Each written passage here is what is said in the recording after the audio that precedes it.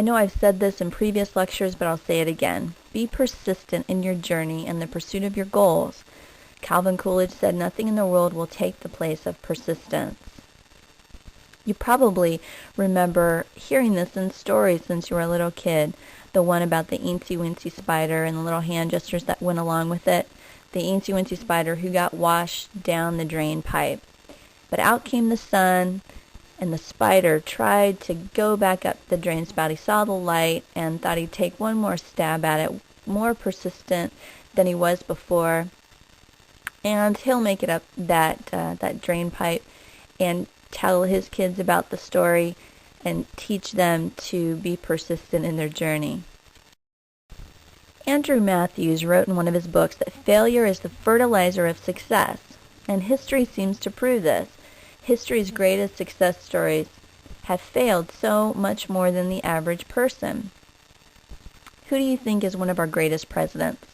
Well, many people would say that it's Abe Lincoln, but if you look at his history, he failed more than he succeeded.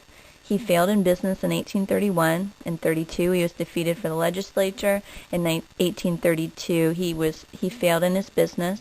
1836, he had a nervous breakdown. In 38, he was defeated for Speaker of the Legislature. In 1940, he was defeated for legislature. 1943, defeated for Congress.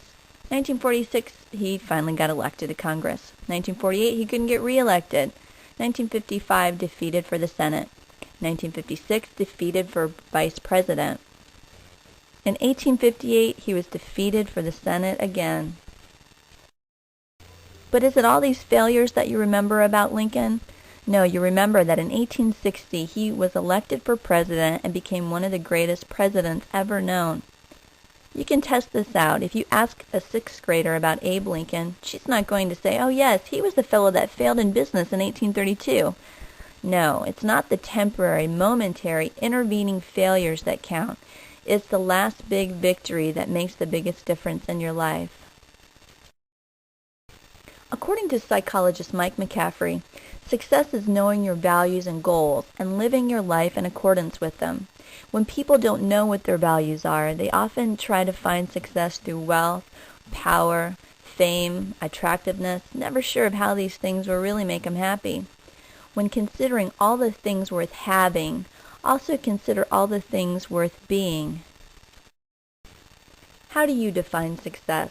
To be healthy, happy, financially set? To have good friends and family and peace of mind and hope? Here's how one poet defined it.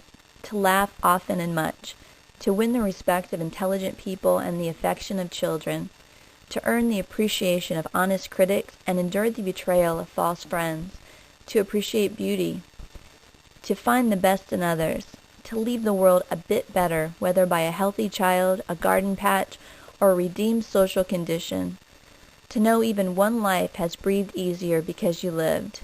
This is to have succeeded.